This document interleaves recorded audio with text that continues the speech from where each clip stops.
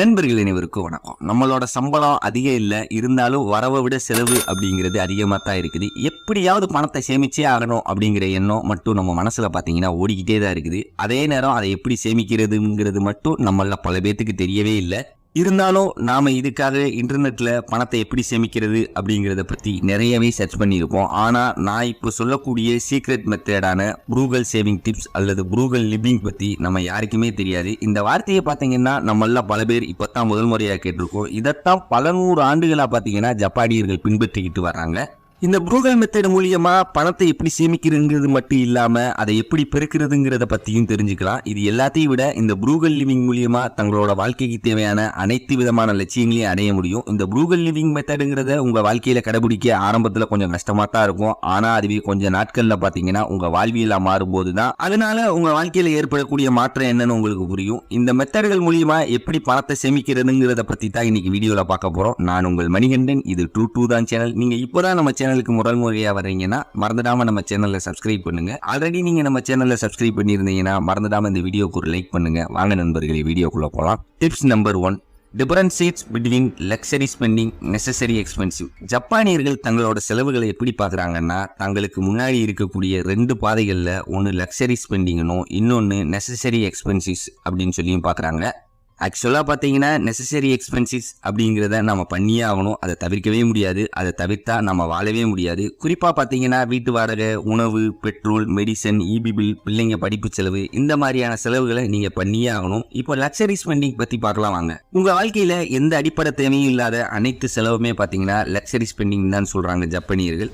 குறிப்பா பாத்தீங்கன்னா கேளிக்கைகள், சுற்றுலா, வெளியிடங்கள்ல உணவு சாப்பிடுறது மாதிரி. இதுக்காக பாத்தீங்கன்னா ஜப்பானியர்கள் தங்களோட தினசரி செலவுகளை இந்த 2 கேட்டகரிகளை பிரிச்சு செலவு பண்ணக்கூடிய பழக்கத்தை வச்சிருக்காங்க. இது மூலியமா எதுக்கு எவ்வளவு செலவு பண்றோம் அப்படிங்கிற விஷயம் நமக்கு தெரிய ஆரம்பிக்கும். கடைசியில நமக்கு எந்தெந்த இடங்கள்ல எல்லாம் நம்மளோட பணம் நிறைய ஆகுது அப்படிங்கிற விஷயமும் தெரிய ஆரம்பிக்கும். இப்ப பாத்தீங்கன்னா இந்த விஷயங்கள் எல்லாம் எப்படி தவிர்க்கிறது அப்படிங்கிறதுக்கு நாம பார்க்கக்கூடிய முதல் தீர்வு என்னன்னா, அடுத்தவங்களை பார்த்து இன்ஃப்ளூயன்ஸ் ஆகாம இருந்தாலே போதும், உங்க பாதி செலவு ஆட்டோமேட்டிக்கா குறைஞ்சிடும். மேலும் பாத்தீங்கன்னா உங்க மொபைல்ல இருக்கக்கூடிய ஷாப்பிங் ஆப்புகள்ல இருக்கக்கூடிய நோட்டிபிகேஷனை ஆஃப் பண்ணுங்க. அதுதான் நீங்க பண்ண போற மிகப்பெரிய செயலே. இந்த ஒரு செயல் செஞ்சாலே உங்க லக்ஸரி எக்ஸ்பென்சிவ்ல 80% மேல ஆட்டோமேட்டிக்கா குறைஞ்சிரும். Tips number 2, don't go out empty stomach. உங்களுக்கு ஒரு மிக முக்கியமான விஷயம் தெரியுமா? ஜப்பானியர்களோட உணவு பழக்கத்துல அவங்கள அடிச்சுக்கிறவே முடியாது. அதே நேரம் அவங்க வெளியில உணவு சாப்பிடுற பழக்கத்தை அறவே தவிர்ப்பாங்க. அதுபோக நம்மள பல பேர் இந்த வெளியில கிடைக்கக்கூடிய தெருவோர உணவு கடைகள்ல சாப்பிடுற பழக்கத்தை தான் வழக்கமா வச்சிருக்கோம். இது எல்லாத்தையும் விட நம்மளோட மொத்த செலவுல மிகப்பெரிய இடத்தை இதுதான் அடைக்குது. இதுக்காக பாத்தீங்கன்னா நீங்க ஆவரேஜா மாசத்துக்கு செலவு பண்ற தொகையையும் அதே வருஷத்துக்கும் கணக்கு பண்ணி பாருங்க. உங்க தலையே கண்டிப்பா சுத்திரும். சரிப்பா, இதெல்லாம் நாங்க பண்றோம், இதுக்கு தீர்வு தான் என்னன்னு நீங்க கேட்க வர்றது எனக்கு புரியுது. இது எல்லாமே தீர்வு உங்க மனசுகிட்ட தான் இருக்குது. நீங்க எப்ப விட்டு வெளியே வந்தாலும் சரி, உங்க வயிறை காலி போடாதீங்க. வயிறு ஃபுல்லா இருந்தா போதும். அந்த கடைகளை தாண்டி போகும்போது உங்க மனசு அதை விரும்பாது. இந்த ஒரு விஷயத்தை மட்டும் கவனத்துல வைங்க. அப்புறம் பாருங்க உங்க பணம் எவ்வளவு மிச்சமாகுதுன்னு. Tips number 3, how to bargain. ஒரு பொருளை வாங்கும் போது பாத்தீங்கன்னா பார்கெயின் பண்றது அப்படிங்கிறது நம்ம எல்லாராலையுமே முடியாது. ஏன்னா அது ஒரு கலை. ஆனா நம்மள பல பேர் அந்த பார்கெயின் பண்றதால எங்க நம்மளோட ரெப்புடேஷன் குறைஞ்சிடுமோ அப்படிங்கிற மாதிரி ஃபீல் பண்ணுவோம். அதனால கடைக்காரன் என்ன விலை சொல்றானோ அந்த விலைக்கு வாங்கிட்டு வருவோம். அதுக்கப்புறம் அந்த பொருளோட உண்மையான விலை என்ன அப்படிங்கிற விஷயம் நமக்கு தெரியும் போது அந்த பொருள் மேல இருக்கிற ஆர்வம் சுத்தமா இல்லாம போயிடும். முதல்ல பாத்தீங்கன்னா நீங்க ஒரு விஷயத்தை புரிஞ்சுக்கணும். பார்கெயின் அப்படிங்கிறது தவறான விஷயமே இல்லை. பார்கெயின் பண்றதுக்கு ஒரு யூனிக்கான ஸ்கில் தேவை. அந்த ஸ்கில் உங்ககிட்ட இருந்தா நீங்க தான் சிறந்தவங்க. ஆக்சுவலா நீங்க எந்த ஒரு பொருளை வாங்கினாலும் கண்டிப்பா பார்கெயின் பண்ணுங்க. அப்படி பண்றதால உங்களோட பணம் அதிக அளவுல மிச்சமாகும். கத்துக்கிறது அப்படிங்கிறது நம்ம யாருக்கிட்ட இருந்தாலும் கத்துக்கிற முடியும். இப்போ உங்களுக்கு பார்கெயின் பண்ணி ஒரு பொருளை வாங்க தெரியலையா? பரவாயில்ல, நீங்க ஒரு கடைக்கு போகும்போது ஒருத்தர் ஒரு பொருளை பார்கெயின் பண்ணி வாங்குறத நீங்க பாக்குறீங்கன்னு வச்சுக்கோங்க. அதே மாதிரி நீங்களும் அடுத்த முறை பார்கெயின் பண்ணி பொருளை வாங்குங்க. இதுல ஒன்றும் தப்பே இல்லையே. Tips number 3, think twice before you buy. இதுதான் ப்ரூகல் லிவிங்கோட முதல் படியே. எந்த ஒரு பொருளை வாங்கினாலும் யோசிச்சு வாங்குங்க. இப்போ பாத்தீங்கன்னா நம்மள பல பேர் ஒரு பொருளை வாங்க போகும்போது அந்த பொருள் அட்ராக்டிவா இருந்தா போதும், உடனே அதை வாங்கிறோம். இப்போ ஒரு எடுத்துக்காட்டு சொல்றேன். அதாவது நீங்க ஒரு பொருளை வாங்கலான்னு ஷாப்பிங் காம்ப்ளெக்ஸுக்கு போறீங்க. வீட்டுல ஜீனி இல்ல, 1 கிலோ வாங்கலாம் அப்படின்றதுக்காக போறீங்க. ஆனா அங்க பக்கத்து ரேட்ல காப்பி பவுடர் இருக்குது, அதுவும் 50% ஆஃபர் அப்படின்னு போட்டிருக்குது. இதை பார்க்குற யாரா இருந்தாலும் அவங்களோட மார்க்கெட்டிங் ஸ்ட்ராட்டஜில மாட்டத்தான் அதிக வாய்ப்பு இருக்குது. ஆனா யாருமே அந்த பொருளை வாங்குறதுக்கு முன்னாடி அந்த பொருளோட தேவை நமக்கு இருக்கா அப்படின்னு சொல்லி பார்க்கவே மாட்டாங்க. இந்த மாதிரி தேவையில்லாத பொருட்களை வாங்குறதால பல மடங்கு செலவு அதிகரிக்கும். அது மட்டும் இல்லாமல் நீங்கள் எப்போ ஷாப்பிங் போனாலும் என்ன உங்களுக்கு தேவைங்கிறத முதல்ல வீட்லேயே முடிவு பண்ணி அதை லிஸ்ட் மாதிரி எழுதி அந்த பொருளை மட்டும் கடையில் வாங்குங்க. அதனால உங்கள் பணம் அதிக அளவில் மிச்சமாகும். Tips number 4, keep your savings account separate. நம்மள பல பேர் பண்ணக்கூடிய ஒரு மிகப்பெரிய தவறே ஒரே ஒரு பேங்க் அக்கௌண்ட்ல அனைத்து வரைவு செலவுகளையும் பண்றதா. இதுக்கு ஒரு எடுத்துக்காட்டு சொல்றேன். நீங்க ஒரு சிறு குழி தோண்டி அதுல தண்ணி நிரப்புங்க. அதுவும் அந்த குழிக்கு சின்ன பைப்ல தண்ணி நிரப்புங்க. அது நிரம்ப அதிக நேரம் ஆகும்.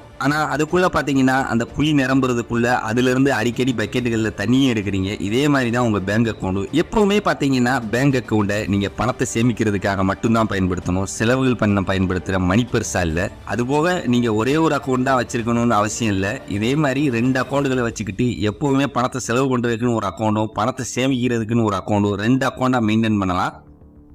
Tips number 5, pay your debit first. முதல்ல உங்ககிட்ட இருக்கிற கடனை அடைங்க. ஏன்னா பேங்கை தவிர வெளியில வாங்குற கடன் எல்லாத்துக்கும் கட்டக்கூடிய வட்டிங்கிறது உங்களோட மொத்த பணத்தையும் காலி பண்ணிடும். இதனால உங்களுக்கு மாசம் ஒரு விதமான ப்ரெஷர் உருவாகும். அந்த கடனை அடைக்கிறதால உங்களுக்கு அதிக அளவில் பணமும் மிச்சமாகும். Tips number 6, be preferred for unexpect expensives. நம்ம வாழ்க்கையில் அதிக அளவு ஆச்சரியங்கள் காத்துக்கிட்டு தான் இருக்கும். நம்ம வாழ்க்கையில் எப்போ எப்படி எது நடக்கும் அப்படின்னு நமக்கு யாருக்குமே தெரியாது. எப்போ வேலை போகும்னு தெரியாது. அதே நேரம் நோய்வாய்ப்படவும் வாய்ப்பு இருக்குது. பிஸ்னஸ் டவுன் ஆகவும் வாய்ப்பு இருக்குது. அதே நேரம் சில அசம்பாவிதங்களும் நடக்க வாய்ப்பு இருக்குது. எது வேணும்னாலும் யாருக்கு வேணும்னாலும் நடக்க கண்டிப்பாக வாய்ப்பு இருக்குது. இது எல்லாத்துக்கும் நம்ம தயாராக தான் இருக்கணும். இது ஏதோ பயமுறுத்தினேன் அப்படின்னு சொல்ல வரல, முன்னெச்சரிக்கையாக இருங்க அப்படின்றதுக்காக சொல்ல வரேன். இதுக்காக நம்ம எப்போவுமே ஆபத்தில் உதவுற மாதிரி எமர்ஜென்சி ஃபண்டு அப்படிங்கிறத எடுத்து வைக்கணும். ஆனால் நம்மள 95% பேர் அதை செய்கிறதே கிடையாது. அதுக்கப்புறம் பார்த்தீங்கன்னா அந்த செலவுகளை சமாளிக்க லோன் மாதிரியான விஷயங்களை வாங்கி மாட்டிக்கிட்டு பின்னால் பார்த்தீங்கன்னா அதுவே உங்களுக்கு மிகப்பெரிய பிரச்சனையை உருவாக்கி நிற்கும். இதுக்காக நம்மளோட சேவிங்ஸ் அக்கௌண்ட்டில் ஒரு சிறு தொகையை மாதம் சேமிக்க ஆரம்பிக்கலாம். Tips number 7, looks for used item. எப்பவுமே பார்த்தீங்கன்னா புது பொருட்களாக வாங்குறதால எந்த ஒரு பயனும் இல்லை. இதுக்கு ஒரே காரணம் என்னன்னு பார்த்தீங்கன்னா மற்றவங்க முன்னாடி கொஞ்சம் கெத்தாக இருக்கிறதுக்காக கூட இருக்கலாம். எப்பவுமே புது ப்ராடக்ட்டுகளை வாங்குறதுக்கு முன்னாடி யோசிக்கிறது நல்லது. அதுக்காக நம்ம செகண்ட் ஹேண்ட் பைக் தான் வாங்க போகிறோம் அப்படின்னு சொல்லி முடிவாகிட்டா குறைஞ்சது 1 வருஷத்துல இருந்து 2 வருஷம் பழைய வாகனங்களை வாங்கலாம். இதனால பார்த்தீங்கன்னா உங்களுக்கு கண்டிப்பாக 20% 50% வரைக்கும் விலை குறைஞ்சு வாங்க வாய்ப்பு இருக்குது. அதுக்காக விலை கம்மியாக இருக்குது அப்படின்றதுக்காக ரொம்ப பழைய வண்டியை வாங்கி பின்னாடி அதுக்கும் முழிக்க வேணாம். இது எல்லாத்து மூலியமா பாத்தீங்கன்னா மாசம் உங்க பணம் குறைஞ்சது 30% 50% வரைக்கும் பணம் சேமிக்கப்படுது. இந்த மெத்தடை நீங்களும் பயன்படுத்தி பாருங்க. இந்த வீடியோ உங்களுக்கு பிடிச்சிருந்தா கண்டிப்பா லைக் பண்ணுங்க. ரொம்ப பிடிச்சிருந்தா உங்க நண்பர்களுக்கு ஷேர் பண்ணுங்க. நான் உங்கள் மணிகண்டன். இது ட்ரூ தான் சேனல். மறந்துடாம நம்ம சேனலை சப்ஸ்கிரைப் பண்ணுங்க, லைக் பண்ணுங்க, ஷேர் பண்ணுங்க. உங்களோட கருத்துக்களை கண்டிப்பா கமெண்ட்ல சொல்லுங்க. நன்றி, வணக்கம் நண்பர்களே.